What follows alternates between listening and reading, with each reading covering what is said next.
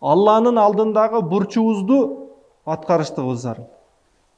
Алланын алдындагы максатыбызды түшүнүштүгүбүз зарыл. Сиз жашап аткан заманадагы инсандар, бизден кийин келе турган урпактар, ошолорго дагы динди сиз менен биз аманат катары таштап кетиштигибиз. Эгерде мен максатын түшүнбөсөм, сиз дүйнөгө келген максатты түшүнбөсөңүз, анда урпакка, бизден кийин келе турган урпакка эмне болот? Дин өзүнүн максаты менен жетип келбей калат. Демек, инсан дүйнөгө жаралгандан кийин биринчи максат эмне экен? Алла субхана таалага кулчулук кылуу. Экинчи максаты, урматтуу туугандар, инсандын экинчи максаты бар. Ал жанындагы инсандарга, ата-энесинен баштап, досу жар, кошуна колоң, аялы, бала чакасы, бир туугандары, ошолорго ар бирине диндин ичиндеги укуктарды берүү. Ошол укуктарды берүү менен сиз менен биз чыныгы инсан боло алабыз. Бир адам бар, узун сакалды койгон, селдени кийген, Аллага өтө кулчулукту жакшы кылат, мындайча айтканда биринчи максатын аткарат. Бирок инсандар менен болгон мамилени ордуна койбойт. Анда ал инсан, уламаларыбыз айтат, бейиштин жытын да жыттай албайт. Эмне үчүн? Ал толук инсандык милдетти аткарылган жок. Кээ бирки инсандар бар, инсандык милдетти аткарат, эмне кылат? Кошуна колоң менен, ата-эне менен, башкасы менен мамилеси өзүнүн ордунда. Шарият кандай көрсөтсө, ошондой жашай алат, бирок ал ибадат кылбайт. Алланын алдындагы бурчун аткарбайт. Бул инсан дагы бейиштин жытын жыттай албайт. Демек, сиз менен биз дүйнөгө жаралат экенбиз, эки максаттын үстүндө жашасак, бактылуулуктун дамын тата алабыз. Аллага кулчулук кылуу, инсандардын акысын берүү. Мен бүгүн токтолоюн деген маселе, инсандардын акысын берүү маселесинде ата-энеге жана бир туугандарга болгон акы жөнүндө токтолоюн деп жатам. Алла субхана таала берекелүү Куранында Исра сүрөсүнүн 23-24 аяттарында сиз менен бизге мынтип кайрылат. Wa qada rabbuka alla ta'budu illa iyyah wa bil walidayni ihsana. Сенин Роббуң сага өкүм кылды. Урматтуу туугандар, Алла субхана тааланын аяты сиз менен бизге өтө жогорку деңгээлдеги бир өкүм. Ошол өкүмдү Алла таала сиз менен бизге кайрылып атат. Сенин Роббуң сага бир өкүм кылды. Эмнеге өкүм кылды биздин Роббубуз? Алла ta'budu illa iyyah. Эч нерсеге ибадат кылбагыла, бир гана Аллага гана ибадат кылгыла. Биз айтышыбыз мүмкүн, бүгүн Аллага ибадат кылып атам деп. Биз Аллага чекебизди саждага койгон менен бүгүн бидият иштерди, ширк амалдарды, эл көрсүн амалдарды, муну кылбасам эл эмне дейт деген маселелерди кылыштыгыбыз, бул Алланын өзүнө чыныгы ибадат кылыштык болбой калат туугандар. Алла Таала Куранында айтып атат: "Илля ия", бир гана Аллага ибадат кылыштык. Демек, дүйнөдөгү эң чоң амал Аллага ибадат кылуу. Мындан үстүндө турган амал жок. Экинчи амал "Ва бил валидайни ихсана", ата-энеге жакшы мамиле кылуу. Дүйнөдө экинчи орунда турган жакшы амал ата-энеге жакшы мамиле кылуу. Биз бүгүн жаштар эмне кылып жатабыз? Карап көрөлү. Ар бирибиз жашообузду карап көрөлү. Ата-энебизге болгон мамилени карап көрөлү.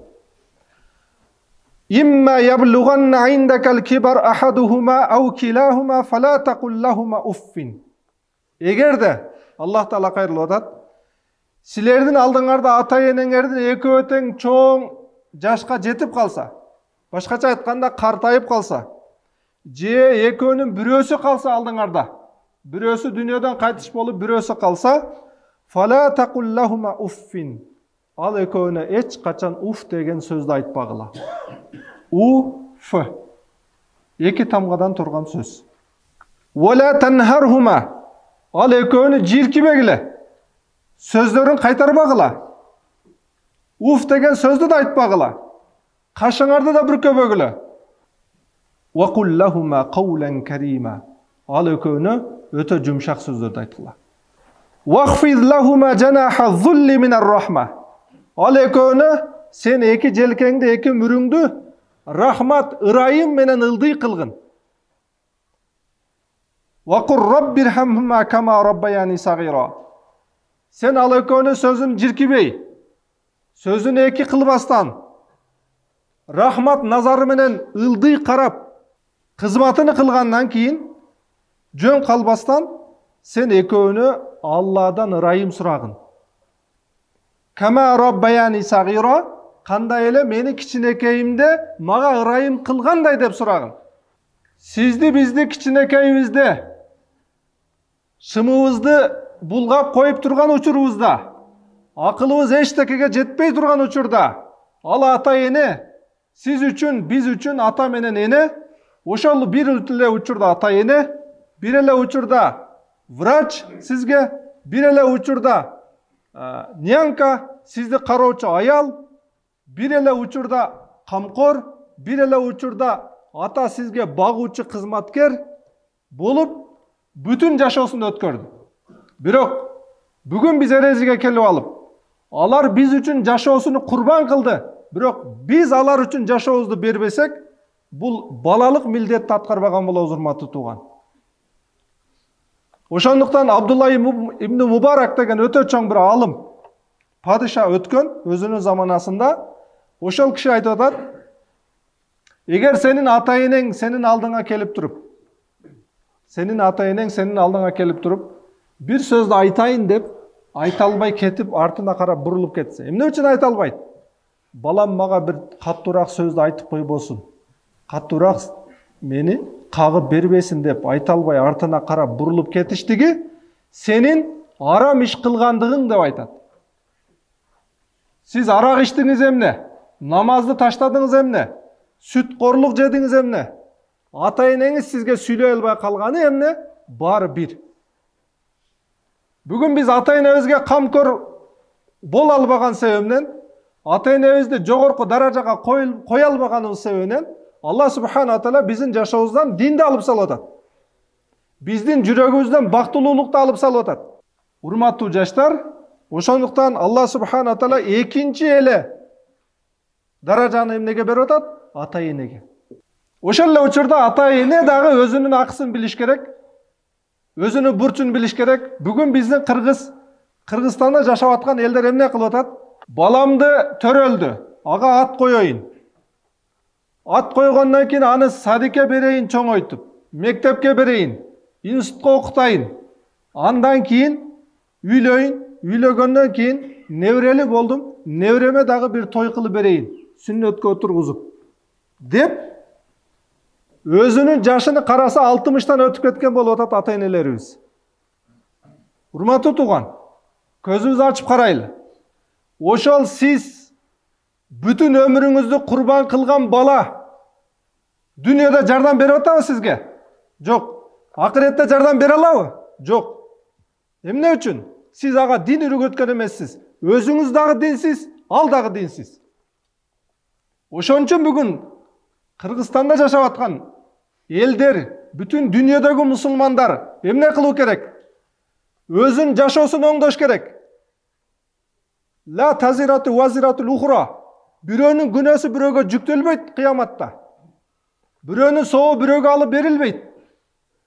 Ал бала тозокко түшүп атса, ата суроого чакырылбайт. Ата тозокко түшүп атса, баланы алып кирип кете албайт. Ар ким өзүнө жооп берет. Баланы ата динде чоңойтпогон себебинен, ата өтүп кеткенден кийин бала артынан бир да садака жөнөтпөйт. Бир да рахмат дуасын кылбайт.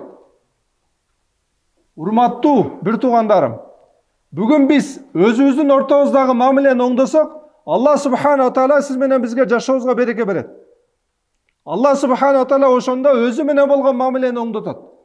Лукман сүрөсүнүн 14-аятында Алла субхана таала Аузу биллахи минеш шайтанир раджим. وَوَصَّيْنَا الْإِنسَانَ بِوَالِدَيْهِ حَمَلَتْهُ أُمُّهُ وَهْنًا عَلَى وَهْنٍ وَفِصَالُهُ فِي عَامَيْنِ أَنِ اشْكُرْ لِي وَلِوَالِدَيْكَ. Allah Teala Kur'an'da biz sizimizge kayırılıp atat. Urmatlı Müslüman bir tuğanlar. Kafirlara kayırılgan yok. Dinsizlerge kayırılgan yok. Siz menen bizge kayırılıp atat. Biz insan balasına vasiyat kıldık. Bi valideyh ata enege жақшы мамиле кылуу жөнүндө. Бул Алланын осуяты. Ата энеге сиз менен биздин жақшы мамиле кылуубуз жөнүндө Алланын осуяты. Ал эми анын энеси дейт Алла Таала. Уммуху вахнан ала вахнин. Bir кыйынчылыктын үстүнө bir кыйынчылык менен курсагында көтөрүп жүргөн эле дейт. Айыңыз чоңойгон сайын энеңиз кыйналган. Отуруштан, туруштан, жатыштан, укташтан кыйналган. Den solugunu bergen siz üçün. Kıyınçılıktın üstüne kıyınçılık. Siz törölgөнгө чейин kıynalgan. Wa fisaluhu fi amayn. Jana siz törölgönden keyin 2 yıl sizdi emizip kıynalgan. Bar immunitetin sizge bergen. Özü dünyadan keçip koygan, bирок sizdi dünyaga жақшы, den solugu taza, akıllı insan boluş üçün özünü kurban kılgan. Ani şükürli. Oşonluktan maga şükür kılgıla deyt Allah subhanahu wa ta'ala. Vali validayk jana ata enеңерге şükür kılgıla. Biz bugün urmаттуу жаштар эмне кылып жатабыз? Ата энебиздин bir söz сүйлөсө аягына чейин угуп тура алып атабызбы? Bizge жагабы, жакпайбы аны угуп, моюн сунуп, ата энебизге шарият кандай көрсөтсө ошондой амал кыла алып жатабызбы? Бүгін жаштардын чөнтөгүндө 15.000 сомдук сотка, атанын чөнтөгүндө 200 сомдук сотка. Балдардын минген машиналары джип, атасынын минген машинасы СССРден калган машина. Мен жалган айтып атамбы же? Урматтуу жаштар, акылыбызга келели, көзүбүздү ачайлы. Бул Алла субхана тааланын өкүмү, ата энеге кызмат кылуу. Аллахтын өкүмү. Hiç bir Allah'tın hükmü bolboston, hiç bir Allah Teala ayat düşürбөстөн siz menen bizge dünyoga jaratıp, akıl bergende akılыбыз менен дагы ата энебизге кызмат кылсак жарашат эле. Бирок биздин акылыбызга таштап койгон жок Алла субхана таала. Ушунча аяттарда эскерип атат. Ошон үчүн уламаларыбыз айтат. Bir de ayatta ата энеге эскерткен эмес, балаңа мээримдүү бол деп. Эмне үчүн десе, ата эненин фитрatan tabiatında balasına meyrimdүүлүгү болот. Ошону менен төрөлөт. Бирок бала чака ата энеге фитрatan tabiatında meyrimdүүлүгү жок болот. Ошол себептен Алла субхана таала канча аятта ата энеңерге мейримдүү болгула деп буйруган деп айтат алымдарыбыз. Демек, бүгүн сиз өзүңүздүн фитрatan tabiatыңызда ата энеге болгон мейримдүүлүгүңүз жок. Ошону менен эле жашап өтүп кете турган болсоңуз, туугандар, эмне болот? Сиз Алла субхана тааланын өкүмүнө баш ийбедиңиз, ата энеңиздин акысыны бербедиңиз. Ибн Масуд разияллаху анху пайгамбарыбыз саллаллаху алейхи саламдан келип сурады. Саалтун набия саллаллаху алейхи салам айюл а'мали ахаббу илаллах. Не деп сурады? Я Расулуллах, бул жашоодо эң жакшы амал кайсы?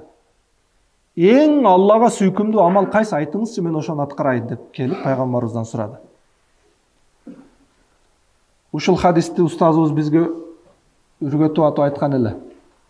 Бүгүн кимиңер bir ustazdın, bir alımdın алдына барып туруп, кайсы амалды кылсам мен бактылуу болом, Аллага сүйкүмдүү эң жакшы амал кайсы деп сурадыңарбы деп.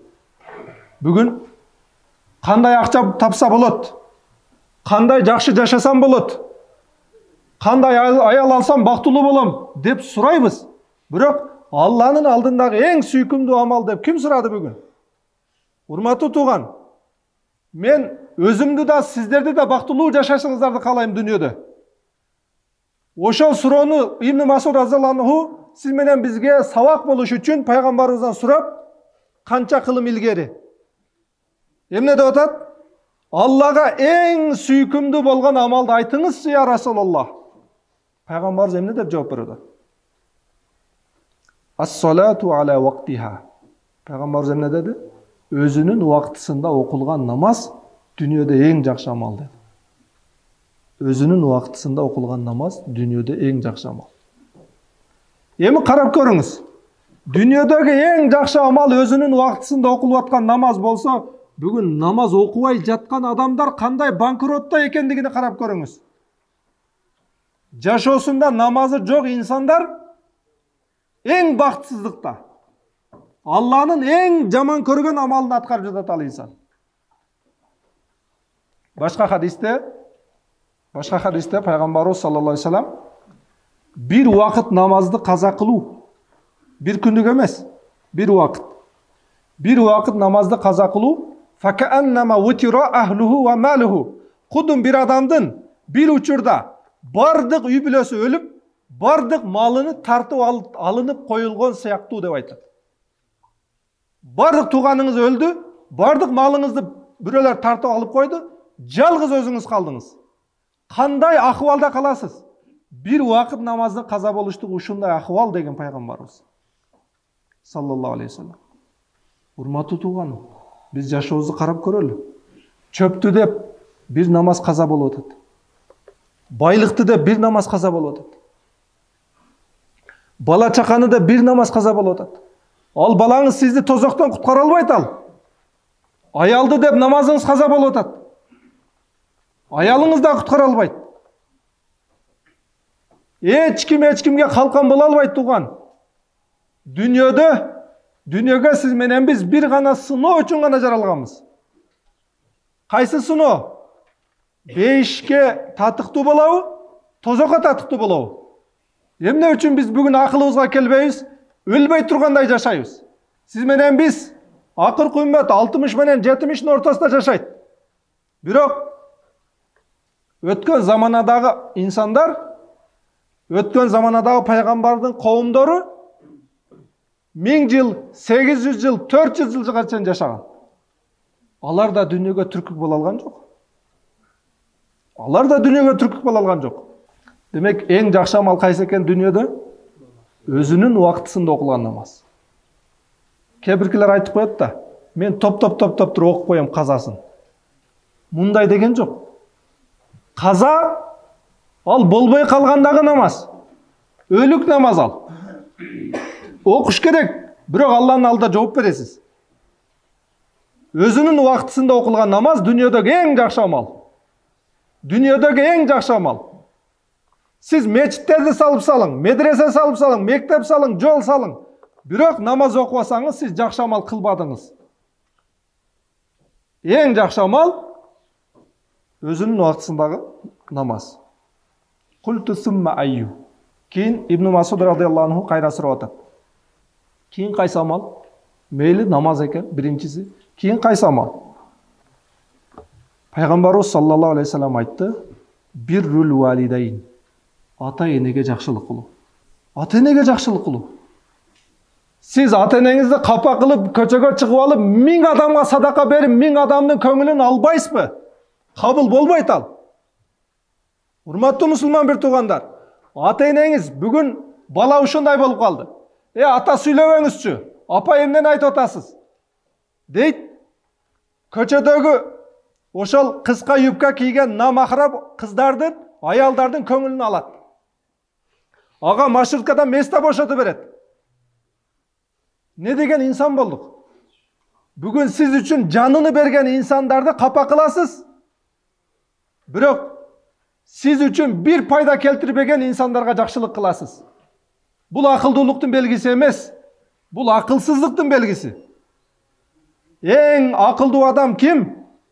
Эң акылдуу адам ата-энесини төбөсүнө көтөрөт, анан башка адамдарга жакшылык кылат. Ата-энебизди төбөбүзгө көтөрөлү. Бүгүн сиз кабаттаган үйлөрдү салып атасыз. Акча таап. Бирок Атаңыз сізді бағамдап ақша таба албай, ажылық умра сапарына бара алған емес. Бүгін сіз ақша тауып алып тұрып, қабаттаған үйлерді салып атасыз. Эмне деген бұл ақылдуулық? Сіз ошол ақчаңызды биринчи ата-энеңизди умра ажылық сапарына жөнөтпөйсүз бі? Ал сіз үчүн ақша таба алган эмес. Сізді бағам деп умра сапарына бара алган эмес. Ата-энебизди жиркип, алардын сөзүн укпасын, ар жакта турсун. Бүгүн алардын ибадатына да шарт түзүп бербейбиз. Өзүбүз кабаттаган үйлөрдө жашайбыз. Жылуу сууга дарата алабыз. Ата-энебиз муздак сууга дарата алсын. Сиз евроремонт үйлөрдө жашаңыз. Ата-энеңиз жөнөкөй үйдө жашасын. Качан инсан баласы ата-энесин урматтаса, урпак ошондо оңолот. Урпак ата-энени сыйлаган учурда оңолот. Пайгамбарыбыз саллаллаху алейхи вассалам айтты, экинчи дүйнөдөгү эң жакшы амал ата-энеге жакшылык кылуу. Намаздан кийинки эң жакшы амал ата-энеге жакшылык кылуу.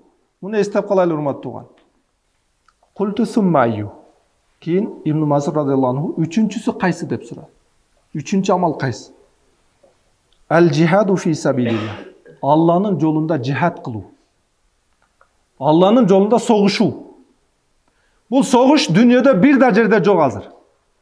Бардыгы политика, бардыгы мал дүньө, бардыгы башка себептерден болуп атат. Согуш дегени Алланын калимасын жогору көтөрүү болуш керек эле. Дүйнөдө бир да жерде жок. Ошондуктан Сирияга кетип аткан, башка жакка кетип аткандарга айттыңыздар, алар согушка кеткен жок. Алар өзүнө өзү өлүмгө алып баратат. Бул арам амал. Анан биздин жашоодо азыр кайсы жихад десе, өзүнүн нафсы менен күрөшүү. Сиздин ичиңизде ар ким өзүнө эң жакшы билет. Көрө албастык сыпат бар, ичи тардык сыпат бар. Тура отур эмеспи? Бирөө менен араздашып калган сыпат бар. Аманатка кыянат кыла турган сыпат бар. Өзүнүн пайдасы үчүн алдап кете турган сыпат бар. Ошолордун баарын күрөшүп, шайтан менен күрөшүп, аны жеңип чыгуу, ушул жихад, урматтуу тууган. Кайсы экен? Үчүнчү амал өзүнүн нафсы менен күрөшүү. Пайгамбарыбыз саллаллаху алейхи вассалам алтындай болгон сөздү айтып кетти. Эгер биз ушул хадис менен жашай турган болсок, бүтүн жашообузга жетиштүү болмок да. Намазыбыз өзүнүн убактысында болмок. Ата-энебиз башыбызда болмок. Өзүбүздүн нафсыбызды туу чокка көтөрмөкпүз. Инсан баласы эгерде нафсына кул болбостон Алланын өкүмү менен жашаса, ал периштеден да жогору болот Алланын алдында. Эмне үчүн? Периштеде нафс жок. Бир гана ибадат бар. Жаныбарларда бир гана нафс бар, ибадат жок. Ортодо инсан турат. Инсан акылына эргешип кетсе, нафсына эргешип кетсе, анда жаныбардан да төмөн даражага түшөт. Инсан нафсына эмес, акыл жүргүзүп, ал акыл калчаса, периштеден да жогору даражага чыгат. Ошондуктан ал инсан. Аби Хурайра разияллаху анхудан башка хадисте айтат: "Жа рожулун иля Расулилlah саллаллаху алейхи вассалам." Бир киши пайгамбарыбыз саллаллаху алейхи вассаламга келди. "Я Расулуллах, ман ахаккун нас би хусни сахабати." Менин эң чырайлуу мамилеме ким укуктуураак деп сурады. Мен ушул денемден чыгып жаткан мамиленин эң сулуусун кимге кылайын деди. Пайгамбарыбыз айтты: "Уммук", энеге. Сен эң чырайлуу мамилеңди энеңе. Аялыңа деген жок. Урматтуу эркектер, угуп коюңуздар. Аялыңа деген жок. Аялыңызга 10 көйнөк алып бересиз, туурабы? Эстеп көрүңчү, апаңызга канча көйнөк алып бердиңиз бир жылда? Апасы тириктер. Апасы дүйнөдөн кайтыш болгондорго апаңыздын атынан көйнөк алып бирөөгө кийгизип, ошону хадиясын апаңызга ким 10 көйнөк хадия кылды? Ким Куран окуп хадия кылды? Апаңыз жашоосун сиз үчүн курбан кылып кете берди. Азыр көрдө кандай жатат? Алла гана билет. Сиз менен биз бул жерде асмандан түшкөндөй болуп, рахатта, курсанчылыкта, күлкүдө жашап жатабыз. Ошон үчүн пайгамбарыбыз айткан: "Лау та'ламуна ма а'ламу, ла захиктум қалилан ва ла бакайтум касиран." Эгер силер мен билгенди билгениңерде, пайгамбарыбыз билгенini биз билгенибизде, кабырдагы азапты, тозоктун азабыны, Алланын уадаларыны билгенибизде, аз күлүп көп ыйлайт элеңер деди пайгамбарыбыз саллаллаху алейхи вассалам. Аз күлүп көп ыйлайт элеңер. Пайгамбарыбыз эмне деди? Сенин эң жакшы мамилеңе татыктуу. Кала сумма ман? Кийин ким? Кала сумма уммук? Кийин дагы энең. Кала сумма ман? Кийин ким? Кала сумма уммук? Дагы энең. 3 жолу. Кала сумма ман? Кийин ким? Сумма абук? Энди атаң. 4-үнчүсүндө сенин мамилеңе татыктуу сенин атаң деди. Эненин даражасын пайгамбарыбыз саллаллаху алейхи вассалам көрсөтүп атат. Бул жерде 3 жолу энемди айтканды кылам, анан атамды айтканды кылам эмес. Экөөнүн даражасы бирдей. Кыйынчылыгы Алланын алдындагы даражасын, эненин даражасын гана көрсөтүп жатат. Балага экөөнү тең ошондой мамиле кылуу. Урматтуу мусулман бир туугандарым, эгерде мен ата-энеме ошондой мамиле кылсам, сиз ата-энеңизге ошондой мамиле кылсаңыз, 100 жылдан кийин биздин урпак кандай болот? Элестетиңиз. Кандай болот биздин урпак? Биздин урпак ата-энесин желкесинде көтөрүп алып, жөө таваф кылат Каабаны. Мында урпак оңолсо, келечектеги муун бардыгы диндүү, бардыгы бейиши болот, урматтуу тууган. Сиз менен биз ошого салым кошуп кетишибиз керек бүгүн. Мен кайдыгер жашасам, сиз кайдыгер жашасаңыз, ата-энеңиз тебелеп коюп жашасаңыз, неберелер сизди тебелеп коюп жашаса, чеберелер беркилерди тебелеп жашаса, эмне болот? Бул айбан жашоо болот. Айбандар бири-бирин тебелеп жашайт. Айбандар бири-бирин укпайт. Торпок энесин укпайт эч качан. Урматтуу мусулман бир туугандар, убакытыбыз аз экен. Кийинки маселе тууганчылык. Бири-бирибиздин ортобузда тууганчылык. Бир тууганчылык бар. Тайеке жээм бар. Амекилер бар. Булар шариятта кандай орунду тутат? Биз бүгүн тууган десе, тууган ушундай болот экен да, тууган. Тууганыңыз сизге жакшы мамиле кылса, сиз дагы жакшы мамиле кылып коюп жүрөсүз. Ушул тууганчылык болобу? Шарият эмне дейт бул жөнүндө? Пайгамбарыбыз саллаллаху алейхи вассалам айтты: "Ар-рахиму муаллакатун бил арши." Тууганчылык бар го? Биринчи адамдарды жаратыштан алдын Алла Таала тууганчылыкты жараткан. Тууганчылыкты аршка илип койгон. Тaqulu man wasalani wasalahullah wa man qata'ani qata'ahullah. Анан тууганчылык аршта илинип туруп мынтип айткан. Алла Таала уруксат берген да тууганчылыкка, ошон үчүн тууганчылык мынтип айткан. Ким мени уласа, Алла Таала дагы аны менен мамилесин түздөсүн. Ким мени үссө, Алла Таала дагы ал инсандан мамилесин үссүн деп айткан дейт. Сиз бүгүн тууганчылыгыңызды улап атасызбы? Таекеңиз менен мамилеңиз барбы? Бир тууганыңыз менен мамилеңиз барбы? Тууганыңыз менен мамилеңиз барбы? Карап көрүңүз. Эгер туугандарыңыздын ичинен бирөөнүн мамилеңиз жок болсо, анда сизден Алла Таала мамилени үзөт. Дүйнөдө да жана акыретте да. Сахих, муттафакун алейх. Имам Бухари, Имам Муслим риваят кылган хадис. Башка хадисте бир киши айтат: "Эй Расулулла, иннали карабатан асилухум." Менин туугандарым бар. Мен барып алар менен мамиле кыла берем. Ва яктауни, бирок мени четтетип кое берет алар. Ва ухсину илейхим, мен алар менен мамилени кооз кылам. Ва юсиуна илейя, мага мамилени жакшы кылышпайт. Ва ахлуму анхум ва яжхалуна алейя, мен аларга жумшактык кыла берем, мага оройлук кыла берет алар.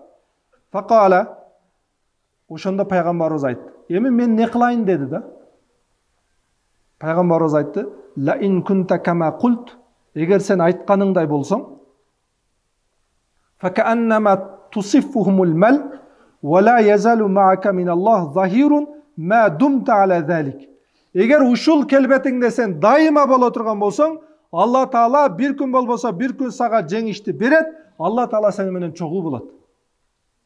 Аллах биз менен чогуу болот.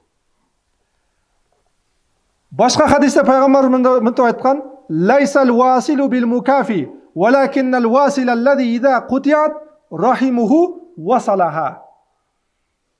Сени менен бир тууганың мамиле кылса, сен дагы барып мамиле кылып коюштугуң койсоң, сен мамиле кылып атам туугандарым менен дебегин. Качан сенин тууганың келип сени менен мамилени үзүп кетсе, сен артынан барып мамиле кылсаң, ошондо сен мамилени уладың.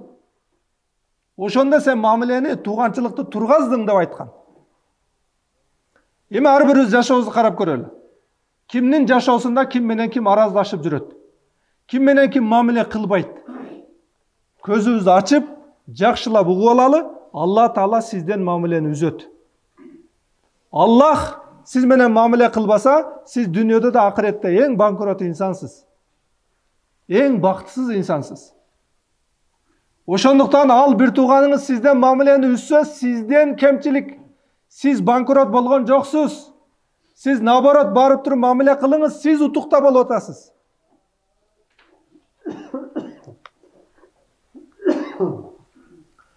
Пайгамбарыбыздан дагы бир киши келип сураптыр да: "Ахбирни би амалин юдхилунил жанната."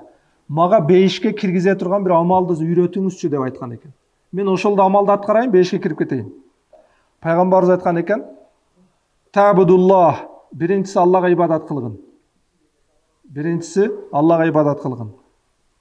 "Вала тушрик би шай'ан", Аллага эч нерсени шерик келтирбегин. Эми ушул жерден бир аз токтоло кетели. Сиз менен биз жашообузда ширк жокпу? Албетте, Аллага шүгүр, чоң ширктер жок. Алла экөө деген жокпуз. Иса алейхиссалам Алланын баласы деген жокпуз. Жахава христиандарга окшоп. Алхамдулилла, Алла жалгыз деп атабыз. Бирок биздин жашообузда майда ширктер бар. Ал кайсы? Көз мончок тагып алуу, көз тийбесин, ушул сактайт. Эл көрсүн кылуу. Мен мындай той кылбасам, мындай аш бербесем, мындай кыркылыкты өткөрбөсөм, эл эмне дейт? Элди сиз кудай кылып алгансыз. Бул майда ширктер. Пайгамбарыбыз бул жерде айтып атат: экинчи амал, Аллага майда ширктерди да кошпо, чоң ширктерди да кошпо.